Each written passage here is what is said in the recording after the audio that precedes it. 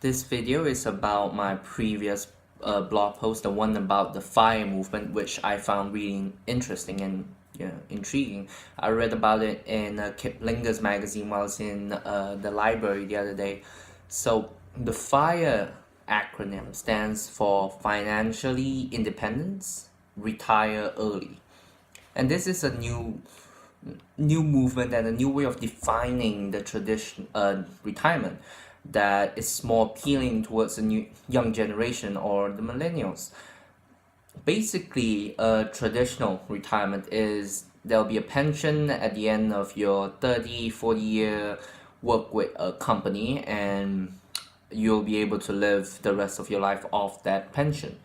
But those FIRE followers aim to retire aggressively by saving at some 60 or 50% of their income and drastically redefining their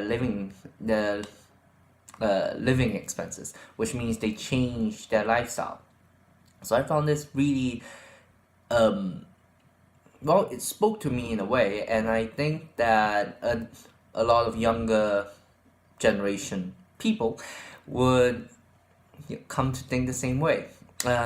In the article, there was an example by Ali and Matt Owen. They managed to save as much as 70% of their $250,000 dollar annual income, and they managed to lower their living expenses to roughly 40,000 a year. And this has helped them. This has helped them quit their jobs and travel across the country while they blog about their lifestyle. On my previous blog post, there is a link right there if you guys want to see their blog, which I think is kind of interesting. So feel free. There are critics to this movement, however. Among them is the famous TV host here in America, Suze Orman. I haven't really seen some of her shows, but yeah, some other articles also mentioned about this, and the arguments are valid. Just to be sure, healthcare costs does go up when people tend to age, so and also missing years of compounding, you get those more periods of compounding while retiring early is detrimental in the long run. But however, when I think about it, if you structure it correctly and you anticipate all these rising costs and this lack of compounding, or rather, if you can afford to retire early, and even then, with the interest from your nest egg being more than what you spend, you can still save the extra into more aggressive vehicles. And basically, if you put this and plan this out right, I don't think these two would be much of a problem. However, one thing I didn't like about their argument is that I think they misunderstood the concept of financially independence and retire early movement, the FIRE movement. It's not about working for 10, 15 years, save a lot of money, and then stop working at the end.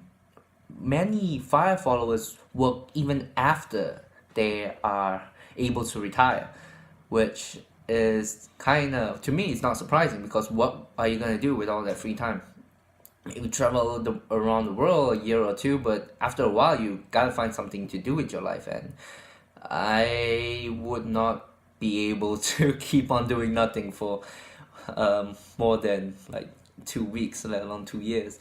But that's just me. Maybe some people are different.